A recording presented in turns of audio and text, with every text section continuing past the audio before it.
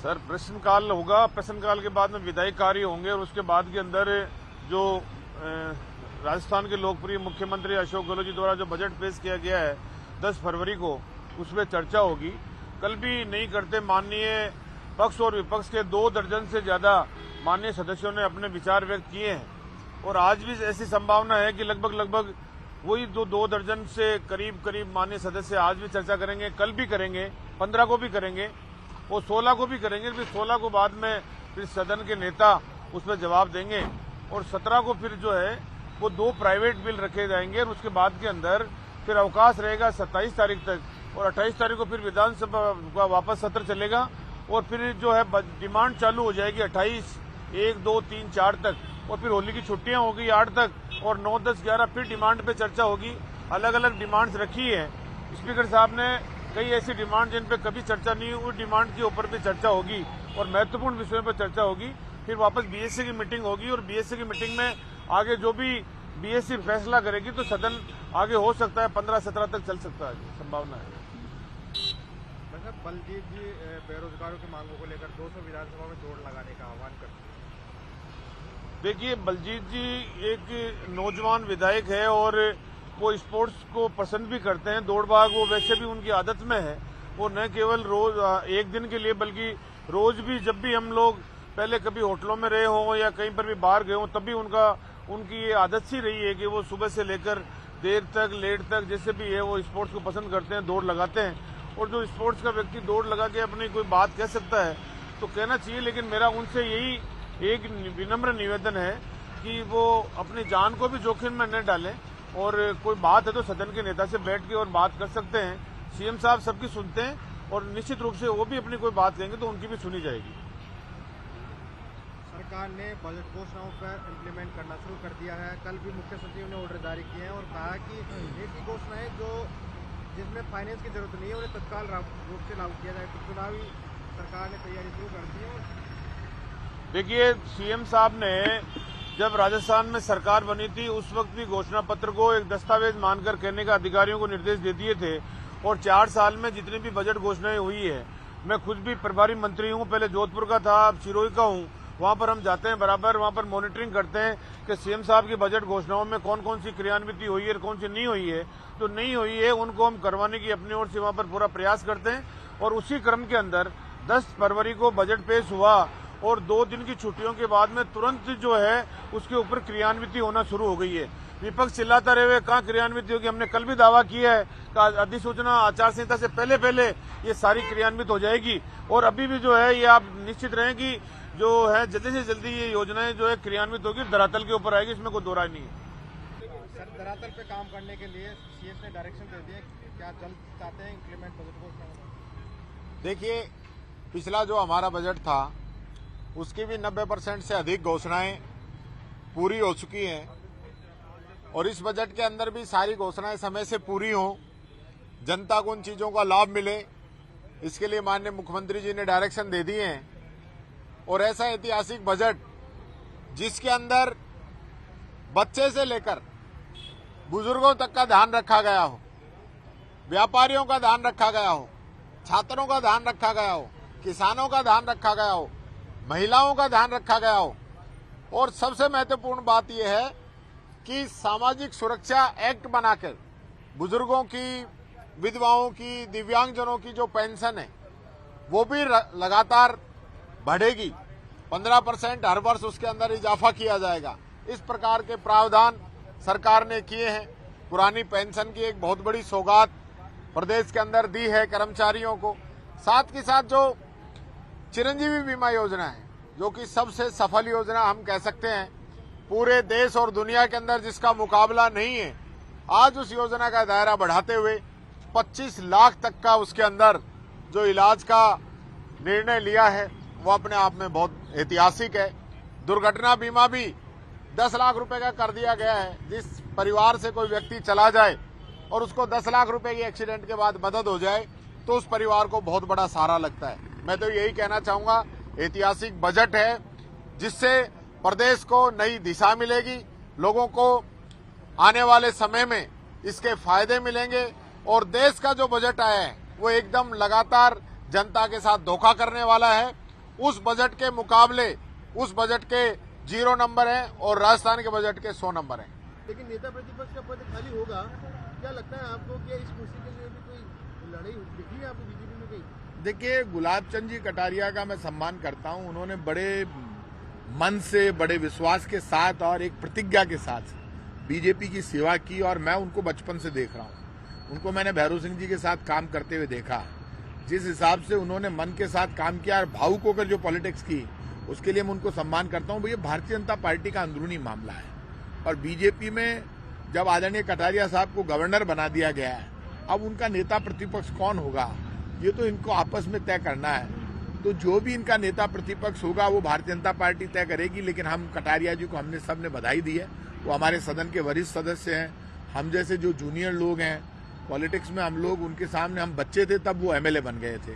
तो वो बहुत सीनियर आदमी है, मैं उनका बहुत सम्मान करता हूं और हम सब उनके अच्छे फ्यूचर की कामना करते हैं। आसाम का राज्यपाल उनको बनाया गया, तो निश्चित रूप से उनसे प्रेरणा मिलती है ऐसे लोगों से जो डेडिकेशन से काम करते हैं। परंपरा तो ये है कि सीएम के रिप्लाई से पहले बजट का जो रिप्लाई आएगा उसको प्रतिपक्ष के नेता बोलते हैं, लेकिन अब नेता का आता पता नहीं है। तो ये क्या आपको नहीं लगता कंफ्यूजन की स्थिति है उसमें? और राजस्थान की राजनीति देखिए, पे कितना असर पड़ेगा? क्योंकि अब जो अगर अध्यक्ष बन जाएगा, क्या संगठन में बीजेपी का नहीं, हमारे बीजेपी में कौन नेता प्रतिपक्ष बनता नहीं बनता, इससे कांग्रेस के कोई फर्क नहीं पड़ता। क्योंकि बीजेपी तो आप खुद जानते हैं राजस्थान में जनता का विश्वास खो चुकी है। भारतीय जनता पार्टी से भरोसा टूट गया राजस्थान की जनता का। क्योंकि जब राजस्थान में प्रधानमंत्री नरेंद्र मोदी जी आते हैं तो उनका जो बयान छपता है पूरे राजस्थान के अखबारों में, देश में, तो वो खुद का केंद्र सरकार के बजट के बारे में कुछ नहीं बताते कि मैंने देश की जनता के लिए इन 8 वर्षों में ये मेरी उपलब्धि रही, मैंने कर्मचारी, व्यापारी, मजदूर, किसान, विद्यार्थियों को ये दिया। वो तो कांग्रेस पे चार्ज लगा रहे हैं, विपक्ष के नेता की तरह कह रहे हैं कांग्रेस सैनिकों का सम्मान नहीं करती। अरे भाई साहब, ये जो पूरा सैनिकों का स्ट्रक्चर है, सैनिकों का जो स्ट्रेंथन है, सेना को जो ताकत है, सेना की जो सुविधाएं हैं, वो सब कांग्रेस पार्टी ने ही दी है। कांग्रेस, देश की आजादी के तुरंत बाद कांग्रेस ने ही देश को संभाला और जो पूरा शासन किया। लेकिन आपने तो पेट्रोल डीजल महंगा कर दिया। इस वक्त जब क्रूड ऑयल सस्ता है तब केंद्र सरकार ने पाप की पराकाष्ठा कर दी। इनके नेताओं के बयान के बाद 2 महीने हो गए, लेकिन आज तक पेट्रोल डीजल सस्ता नहीं हुआ, गैस सिलेंडर की सब्सिडी नहीं दी और महंगाई से लोग खून के आंसू रो रहे हैं। हमारा जो राजस्थान का बजट आया है वो एक्सीलेंट है, वो महंगाई खत्म करने वाला, लोगों की आंख में चमक लाने वाला। 100 यूनिट तक बिजली फ्री कर दी हमने। अब 1 करोड़ से ज्यादा घरों में बिल 0 आएगा। ये बड़ी सोच है राजस्थान की सरकार की कि लोगों की आंख में चमक होनी चाहिए। विद्यार्थी जब एग्जाम देने जाएगा तो उसका 1 पैसा भी नहीं लगेगा। और जो बीजेपी एमपी में, गुजरात में रोज पेपर लीक हो रहे हैं, पूरे देश में और मुद्दा बना रही है पेपर लीक को। एक तरफ हम पेपर लीक भी खत्म करना चाहते हैं, करप्शन खत्म करना चाहते हैं, एक्ट लेकर आते हैं और बच्चों को सुविधा दे रहे हैं, तो नई नौकरियां भी मिलेगी। और वेलफेयर के काम में भी हमने, आप जानते हो, सामाजिक वेलफेयर के नाम ने 1000 रुपए मिनिमम पेंशन कर दी हमने, बुजुर्ग विकलांग विधवा पेंशन। तो हमारा तो काम बोलता है, बीजेपी का झूठ बोलता है। भाई साहब, हाल ही में अमित शाह जी का एक इंटरव्यू हुआ है ANI में। उन्होंने साफ तौर पर कहा है कि जो PFI का केडर था, उसके जो कई मामले थे उनको समाप्त करने का काम कांग्रेस ने किया और आज मोदी सरकार ने प्रतिबंध लगा दिया क्योंकि ये आतंकवादी संगठन है एक तरीके से। आप मुझे ये बताइए, PFI पर मोदी सरकार प्रतिबंध लगाए, कार्रवाई करे, कांग्रेस ने कब मना किया? दिक्कत ये हो गई, कांग्रेस के बड़े नेता, उनके पास खुद के किए हुए काम नहीं है। देश को कुछ दिया नहीं, जनता को कुछ दिया नहीं, गरीब को कुछ दिया नहीं, नौजवान को रोजगार दिया नहीं, एक भी वादा पूरा नहीं किया। अब और नहीं, पेट्रोल डीजल की मार, अब की बार मोदी सरकार पेट्रोल डीजल की मार बढ़ा दी। तो आप 15 लाख अच्छे दिन देते नहीं और नोटबंदी के बाद कोई सुधार होता नहीं है। आप सिर्फ बात करते हो हिंदू मुसलमान की। हिंदू मुसलमान की बात इसलिए करते हैं कि बीजेपी की कोई उपलब्धि नहीं है। बीजेपी 8 वर्षों में फेल हो गई केंद्र की सरकार में, इसलिए बीजेपी सिर्फ हिंदू मुसलमान के मुद्दों पर बात करना चाहती है। तो हिंदू मुसलमान तो भाई साहब हजारों वर्षों से हिंदुस्तान में रह रहे हैं, सिर्फ उसी पे बात करते रहेंगे। आजादी को तो सिर्फ 75 वर्ष हुए हैं, उससे पहले भी हिंदू मुसलमान रह रहे थे। लेकिन हिंदू, मुसलमान, सिख, ईसाई, फारसी, जैन, बौद्ध, इंसानियत सबसे बड़ी है। सबको रोटी चाहिए, रोजगार चाहिए। तो भाई साहब, ये लड़ाई झगड़ा, ये हिंदू मुसलमान के मुद्दों पर बीजेपी के नेताओं बयान कब तक देते रहोगे? कब तक ये बयान दे देकर भ्रमित करते रहोगे? देश के प्रति, जनता के प्रति कोई दया है या नहीं? आपकी आंख में पानी भी है या नहीं? आप तो ये तो बता दो। देश जानना चाहता है आंख का पानी क्यों मर गया बीजेपी के नेताओं का। भूख दिखाई नहीं देती, गरीबी दिखाई नहीं देती, दर्द दिखाई नहीं देता, भ्रष्टाचार दिखाई नहीं देता, एक भी वादा पूरा नहीं करते हो। अब चाहते क्या हो देश से? ये पीएफआई वीएफआई हमें क्या लेना देना कांग्रेस को इन सब चीजों से? कांग्रेस अपोजिशन में है। राहुल गांधी ने मुद्दे उठाए हैं, ज्वाइंट पार्लियामेंट्री कमेटी की मांग की लोकसभा में और ये कहा कि अडानी ने इतना बड़ा घोटाला कर दिया, आप ज्वाइंट पार्लियामेंट्री कमेटी बना दो। यहाँ पे इनके उपनेता प्रतिपक्ष ने विधानसभा में इतना बड़ा चार्ज लगाया, इतना बड़ा बयान दे दिया कि अडानी को राजस्थान की सरकार ने जमीनें दे दी। इन्वेस्टमेंट पॉलिसी में यदि राजस्थान की सरकार ने अडानी को जमीनें दी है तो लोकसभा में देश के नेता, कांग्रेस के नेता राहुल गांधी ने डिमांड की है, कांग्रेस ने डिमांड की है कि एलआईसी का और बैंकों का पैसा केंद्र सरकार का खजाना अडानी को दे दिया केंद्र की मोदी सरकार ने। तो आप इस सारे मामले की जांच ज्वाइंट पार्लियामेंट्री कमेटी से कराएं। और सुप्रीम कोर्ट में इन्होंने हल्फनामा दे दिया, केंद्र की सरकार ने कहा हमें जांच कराने में कोई दिक्कत नहीं है। तो आप लोकसभा में तो मना कर रहे हो, लोकसभा में तो आप जांच कमेटी जेपीसी बनाने को तैयार नहीं हुए, सुप्रीम कोर्ट में आप हल्फनामा दे रहे हो।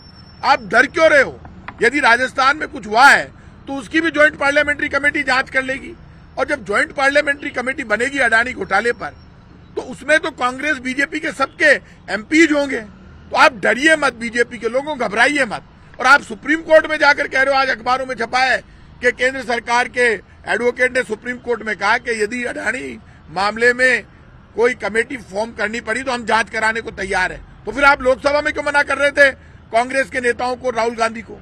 आप बोलने नहीं दे रहे। आपके लोकसभा अध्यक्ष कार्यकर्ता बनकर वहां काम करते हैं और राजस्थान का भी अपमान कर रहे हैं। ऐसे लोकसभा अध्यक्ष मैंने पहला देखा जो बोलने ही नहीं देता।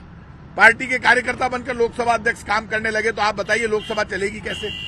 इसलिए मैं आपसे कहूंगा कि जेपीसी यदि गठित हो जाएगी और पूरे मामले की यदि जांच करा लेंगे तो सच्चाई सारी सामने आ जाएगी और बीजेपी की पोल खुल जाएगी। प्रताप जी, राजस्थान में पीएफआई पर जो कार्रवाई हुई, राष्ट्रीय एजेंसी ने यहाँ पर राजस्थान में आकर की, क्या राजस्थान सरकार को भी लगता है कि पीएफआई? अरे मेरे एक बात समझ में नहीं आई, भूख से तड़प तड़प कर लोग मर रहे हैं, हर एक घंटे में 4 लोग आत्महत्या कर रहे हैं, गरीबी जबरदस्त है, महंगाई जबरदस्त है, पेट्रोल डीजल गैस सिलेंडर ने आग लगा दी पूरे देश में।